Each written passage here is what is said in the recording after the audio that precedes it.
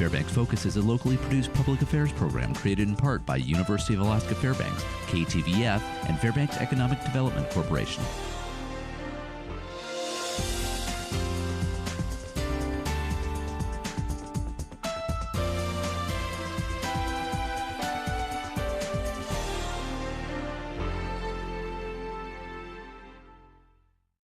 Good morning, I'm Annette Pearson. Thanks for joining us again on Fairbanks Focus Alaska View. Today I'm joined by Amy Nordstrom of the Fairbanks Downtown Association. She's the communications coordinator. And thanks for joining us today. Thanks for having me on. Happy to be here. Awesome. And you guys have some stuff coming up. Are you guys doing a member drive? Is that what I hear? We do. We're in the midst of our 2013 membership drive for the Downtown Association of Fairbanks. This is an annual kind of recruitment that we do for businesses in the Fairbanks area, and especially in downtown Fairbanks. And I'm heading up the membership drive as I do every year. It's an exciting time to get businesses back on board with downtown urban renewal in Fairbanks. And we are a nonprofit member-based organization, so we have about 109 members from 2012 that we're hoping will renew their commitment to the work that we do in downtown, and also hopefully get a few new ones on board as well. Awesome. And for those who might not be familiar, what does the Fairbanks Downtown Association do? Well, we're a nonprofit organization, and we do a number of different programs and initiatives and events in downtown Fairbanks, but most importantly, our mission is to promote, preserve, and revitalize the downtown area. We do this through a number of different things, including administering the Community Service Patrol, which is the foot patrol in downtown Fairbanks in the core. We also host many events throughout the year in downtown Fairbanks, including the Midnight Sun Festival, popular summer solstice celebration, and also the Downtown Market, which is a new one that we've just started 2 summers ago. Cool. We've just taken on public art as part of our work, and so we did the Paint the Pipes project in downtown Fairbanks. I've seen all the new, colorful, exciting stuff on the pipes. Right, exactly, and cool. that's a project of our organization. It's actually very exciting. We've committed to doing 1 public art project per year from here on out, so that was our first little trial run. It turned out well. And we also do things like we communicate what downtown businesses are doing. We communicate other people's public events held in the downtown area. We just try to make downtown a really fun, lively place to be for the entire community of Fairbanks. Well, and I used to live downtown, and I loved living downtown. It's fun, yeah. It is. And there are ever more downtown living options that are very good for young professionals and students, and also families. A number of good options have come on the market recently, so that's exciting as well. Oh, cool. Well, very cool. So what big art projects are you guys doing this year? We don't know yet. We're actually taking ideas. So if you have any, the Paint the Pipes project was actually not our idea. It was not an original project dreamed up by us, and we liked that about it. It was one that had been done in different forms in other communities across the country, and it was one that was suggested to us by another nonprofit in downtown Fairbanks. Cool. And so we just took that idea and ran with it, and we'd like for that to happen again this year, because we'd like to hear what the community would like to see in downtown. There's lots of different public art ideas out there, but we'd really like to see some good ones that we could take on in the summer of 2013 and in-state in downtown Fairbanks. Well, and I think it really beautifies the city. Like, a bunch of giant pipes coming out of the ground are necessary in a place like Fairbanks, but they just look so much more interesting now. They're fun to watch. I think so too, and it was fun to get all the artists involved and see them working on the streets, and just kind of that added to the activity of downtown Fairbanks, and we like that element of it as well. What are some of the other art projects that you guys have sponsored besides the pipes? Have you guys done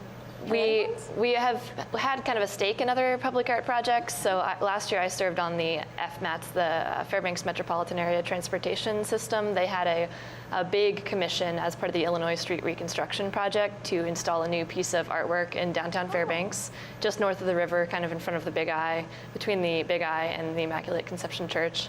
Is that in that green space? That green space, the green space triangle project that was in the news a lot last year. I served on that committee with a number of other constituents and stakeholders, and the Fairbanks community, and also in downtown. And so we helped choose that project, which we're very excited to see installed in the summer of 2014. Cool. We also, I guess, right now are running an art project of sorts. It's for the 2013 logo of the Midnight Sun Festival. Oh, cool. And how can people enter that competition? It's open to amateur and professional graphic designers. Anybody in the Fairbanks community can enter and try their luck, and they can do that online through an online form at downtownfairbanks.com. The deadline to do so is Monday, February 18th. So you've got a couple weeks to design a logo that you think would be fitting for summer solstice celebration, and there's a number of things that must be included, like certain text. It has to say Downtown Fairbanks and Midnight Sun Festival 2013, but there's not a lot of rules, so it's pretty easy to enter. year. And the prize for winning, if your logo is selected, is that you get it printed on all kinds of stuff, like the 2013 t-shirts for the festival and advertisements. You also get 5 t-shirts and a light pole banner and $250 in cash. Wow. So there's a bit of a prize. And that's, again, open until February 18th at downtownfairbanks.com. Very cool. And yeah. That's awesome, because there's nothing that brings the community together in my mind like art and putting art in. And, right. you know, it just makes the whole place more exciting to look at, and then people enjoy it better, I think, too. It's the #1 request that the Downtown Association of Fairbanks has fielded over the years for urban renewal projects. It's something that a lot of people identify with, and it's something that both members and the public at large really expressed as important to them. And so we were happy to kind of step up and take that on as a project this year. And we're looking forward to big public art projects in years to come as well. Very cool. So stay tuned for that. So if people wanted to, you know, if maybe their business isn't a member now, how would they go about becoming a member? They can become a member also through an online form at downtownfairbanks.com. They can absolutely call me and talk it over if they're interested in hearing about the specifics of, you know, what benefits we do provide directly to members. My number is 452-8671. You can also find it on our website, downtownfairbanks.com. And you know, there's a full list of benefits on the website as well. They can stop by our offices. We're in the Fairbanks Community Museum building on the 2nd floor. It's the former City Hall at the intersection on the other side of Boys and Girls Club? Sort of, yeah. On the other side of Sadler's, Okay. as the new City Hall, I suppose. So there's a number of different ways to join, and I'm happy to talk with, you know, any business owners about like what we do and kind of how we can provide services to them throughout the year as a member of the Downtown Association. What are some of those benefits that they get to reap? Sure, yeah, the benefits are varied. They include things like a listing on our website, but they also include new benefits this year that we're pretty excited about. We're actually hosting a social media workshop in February, which is, again, something that our members have directly asked us to provide. They like that we're on Twitter and Instagram and Facebook and that we have a strong following, but they don't really know how to do that for their own businesses. So they've asked us to show them how, and that's what we're going to do for members in February. We're also hosting a road construction workshop. Oh, cool. There's been a bit of road construction downtown, if you've noticed. So we're going to work with businesses and hopefully instate some best practices so that, you know, more businesses can have a strong showing in customers and patrons and activity throughout the road construction season, which also happens to be summer, which is usually the busiest season for many of our businesses and members. So there's ways like that to kind of network with downtown businesses and learn new things. We provide updates on business news through our email update called The Insider, and that's only to members. Anybody who's not a member can't get it. Things like that, I guess. Cool. Well, and of course, the social media thing is such a big thing right now. It's kind of, yes. It's part of continuing, I think, to be a good business is learning how to work with the current technology and media that's out there. It absolutely is, but it's not necessarily an easy or an intuitive thing for someone to learn if they've been in business for many years, and it's kind of it's still a very new thing to many business owners. They don't really have a lot of time to invest in thinking about or doing social media. So our goal with the social media workshop in February is really to provide that quick hit advice that allows people to be on these networks and do it successfully and effectively, but not, you know, they don't have to spend hours a day on it and sap their time on Facebook or Twitter, because nobody really wants to do that as a business professional. No, we all kind of get sucked in, I think, on a personal level sometimes. Sure. You know, and it helps us, the more businesses in downtown Fairbanks and the more members that are on Facebook and Twitter, the more news that we can share through our social media networks, and the more we know about what's going on downtown. I write the newsletter and the website articles for Downtown Association of Fairbanks, and I'm often looking for interesting stories or new updates on the businesses that have been downtown for a long time, and that's what kind of social media lends itself to. And a lot of those stories I may not hear unless the businesses were on those social media accounts and had posted about it. So we like that about it too, and you know, we hope to benefit a little bit from getting more businesses on board as well. Well, definitely. Of course, the more people you can have in a network, the more viable any network is. Sure. Right. With the market, are all the people who are involved in that summer market that you guys are hosting, are all those people Downtown Association members? The vendors, you mean? Yeah. They're not members. That's a new element of membership too, which I didn't mention. It doesn't apply to too many people, but we are offering an opportunity for those vendors to become members this year for the first time, because a lot of them, it's so great with the vendors. They've expressed a lot of interest in and excitement about downtown Fairbanks because they know what we're about, and our mission, I guess, kind of comes across very well in the market, and they've talked with us a lot and understand kind of our passion for building a great downtown, and so they've inquired about becoming members, and so we've been really encouraged by that, and we're actually offering them membership as well this year. It's a different option than the business membership. Well, and I unfortunately don't live downtown now, but when I was living downtown, it was awesome because I could just on Mondays go get fresh produce from all the different various local gardens in town, and I didn't necessarily have to sign up for a weekly box, but I could go get turnips and fresh produce, and it was just wonderful. Yeah, that's kind of one of the reasons that we installed it. It was obviously kind of a number of different, I guess, factors, but we're excited to provide another activity for summer visitors on Monday nights, which is traditionally a pretty slow night of the week for tourism. We were also excited to offer that option for downtown residents and employees who could buy their produce there on their way home from work or on their way home, to wherever. And we also wanted to kind of liven up the Golden Heart Plaza, which we felt like could be used more often, and we were excited to do that as well. So there's a number of different things, and it turned out very well. We were really happy with that project. And well, it's such a beautiful space, that Golden Heart Plaza. And like I said, for us, it was wonderful because then it gave us a time, living downtown, we could walk together as a family, do a little bit of shopping, and spend time together as a family and just enjoy our home, enjoy our town. It's a very dog-friendly market, and so many people bring their dogs there and take them out on walks and end up at the downtown market. And that'll be back again in June. It runs from June until the, I believe, third week in September this year, and it's on Mondays from 4 to 8 p.m. And we'll have more details on our website as that gets closer. Cool. And so do you guys actually sponsor and host the Solstice Fair? We do. That's our project, the Midnight Sun Festival. Yes. Very cool. That's one of our main big projects. It's already started actually planning for 2013 with early vendor registration and, of course, the logo contest as well. And it's going on 30 plus years, so it's a big tradition in the Fairbanks area. People come statewide to go to that festival, and I get calls now from visitors who are planning to come to Alaska in the summer and wondering how they can see, the Midnight Sun Festival and what day to come up. So this year it's actually on Sunday, June 23rd. Oh, okay, cool.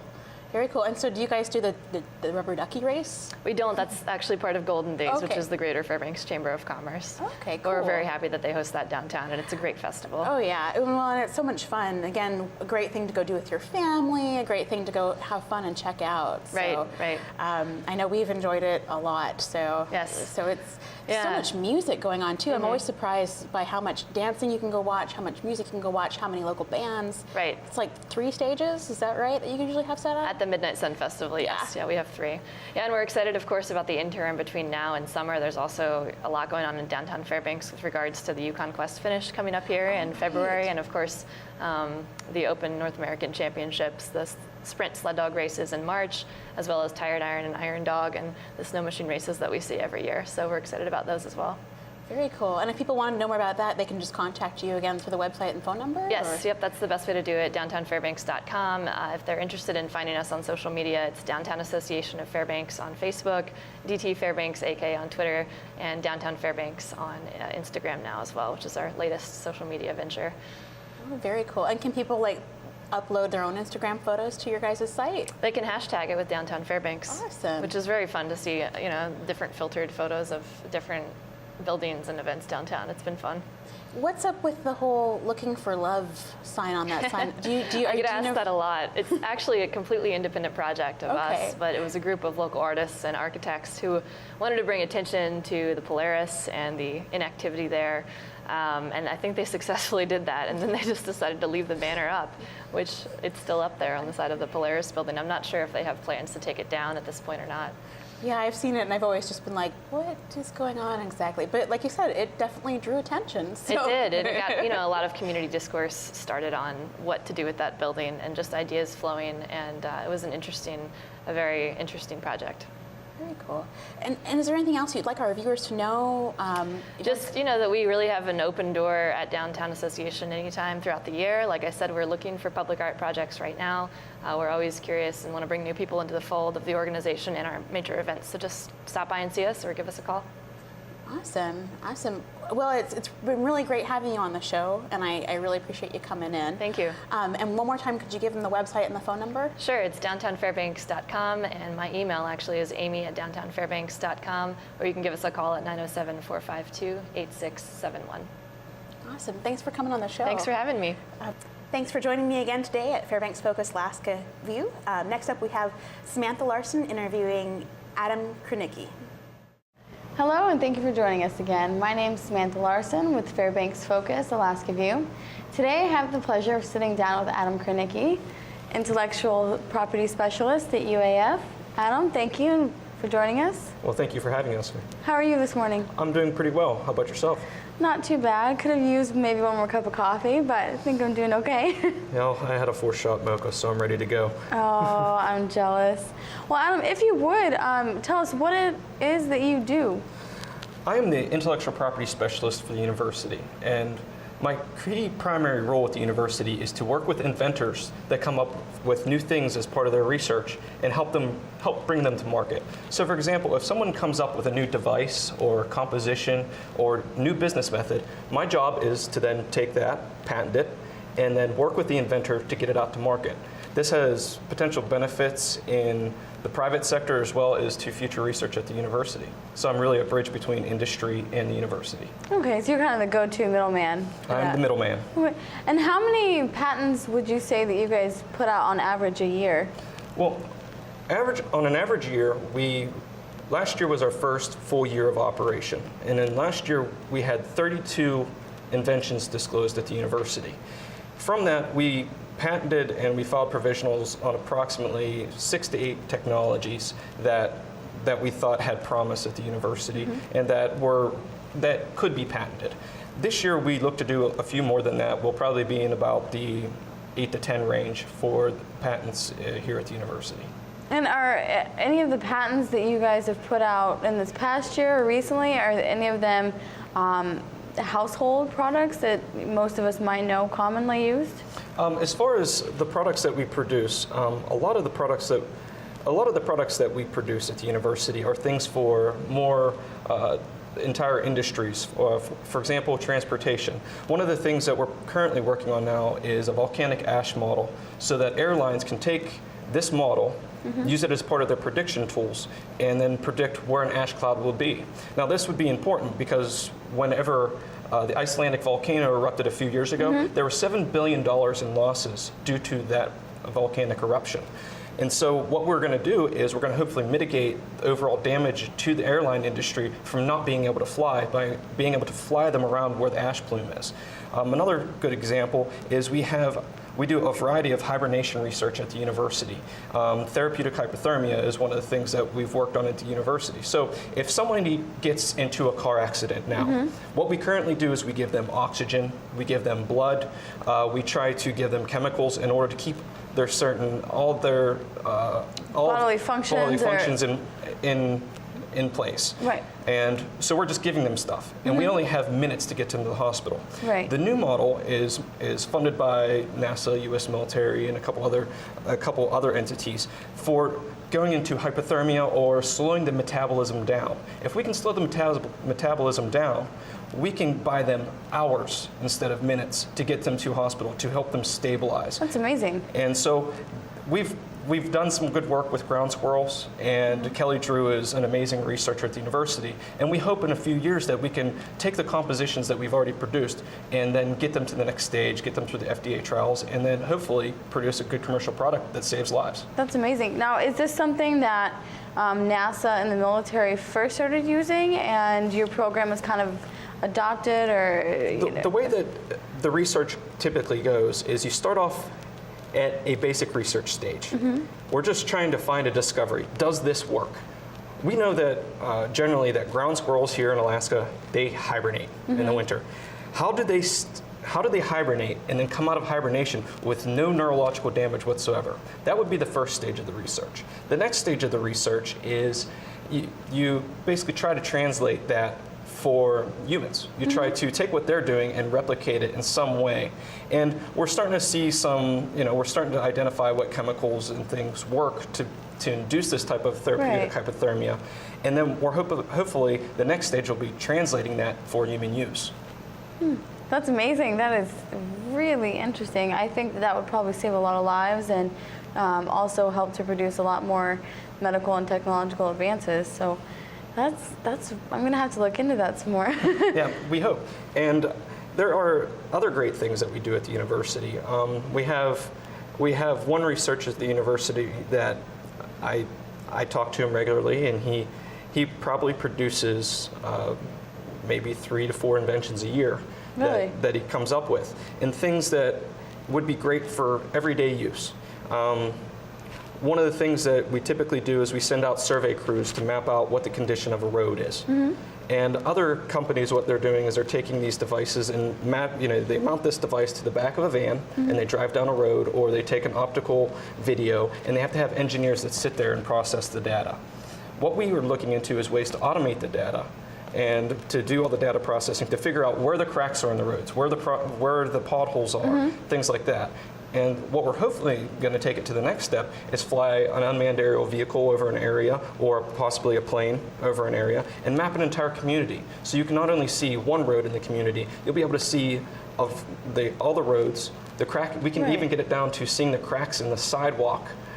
And processing that data would be a big boon to any municipality. Instead of spending thousands of dollars on people trying to go out there and assess the condition, we can better do road planning and things like that. So you can do the same amount of work in less time, less people, less expenses, I'm guessing. Right, and better for the taxpayers. And another great thing would be good for taxpayers is we can do property assessment from an aerial vehicle as well, is that we can assess where the property lines are and figure out for other states what the tax assessment would be on that property. So we're not spending money on the tax assessor.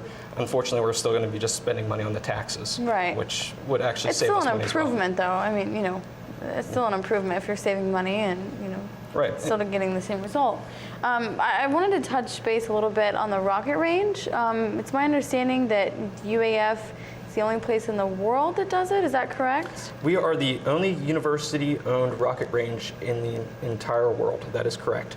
And currently, we've launched a number of rockets there. We do a bit of satellite research at the university as well. But more recently, we've been experimenting with unmanned aerial vehicles. And when people talk about unmanned vehicles, they typically think of the military uses, the drones, the surveillance aspects. That's what I'm thinking. But here in Alaska, it makes a lot more sense to use unmanned aerial vehicles for things that are potentially dangerous or areas that we can't get access to. For example, one of my favorite things is we were flying over the pipeline with a project with BP to determine where there may be leaks in the pipeline, so that we can help do the planning, do the maintenance, and reduce the cost to BP for mapping where there might be a potential problem. Another great thing that we've been doing is working with fishery communities. The Steller saline is a protected species here in Alaska, and entire fisheries have been shut down as a result of the Steller saline not being in a certain area, or they've been miscounted and things like that.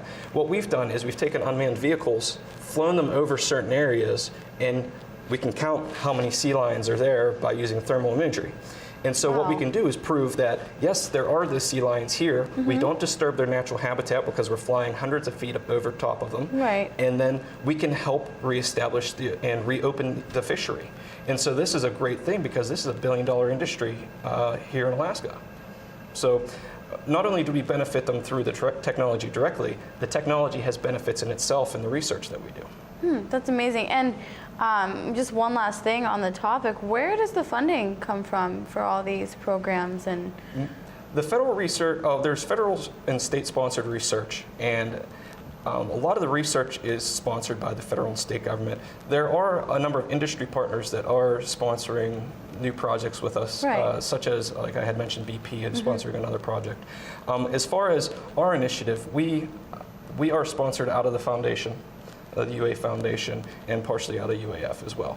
And so we run on a very tight budget, but as we grow, we hope to expand that and bring some revenue back to the university to expand our activities and get more things out there. Well, it seems like you're making quite a bit of progress, even though the budget does seem tight. I hate to cut it short, but it seems like we're running out of time. Just one last thing. If you would tell our viewers a little bit about Startup Weekend. We did talk about it on the show a couple weeks ago when I interviewed Sean O'Shea, project manager at the IPDC. If you would tell us just a little bit more about that and when it's going to be happening. Yes. Startup Weekend is a national event that a lot of other communities have. And the point of Startup Weekend is to launch a startup in 54 hours. And so if you're a young tech-minded person, or you're a young business professional, or even if you've have an older person that's been looking to commercialize their idea for years and years, the idea is to take that from an idea and make it into a product in 54 hours. And so that'll be held on March 8th. And for more information on that, you can sign up at fairbanks.startupweekend.org. But it should be a really great time, and we really look forward to having it here in Fairbanks. Right, and the Startup Weekend isn't just something that's solely relative to Fairbanks. It's global, correct? Over 200 cities across the world, from Mongolia to South Africa to Seattle. Yes, and the events have been relatively successful. And it's just great to see all these products come out from people that have been itching to do it for years and years. Absolutely. I look forward to possibly joining that and see what we can come up with and what kind of, entrepreneurs we have out in the community. So, like I said, I hate to cut it short, but we're out of time for the day. I'd like to thank you for coming on the show. All right. It's been a pleasure. It's been a pleasure. Thank you. Thank you. Enjoy your weekend. That's going to about do it for us here today on the Fairbanks Focus Alaska View. My name is Samantha Larson, and thank you for joining us.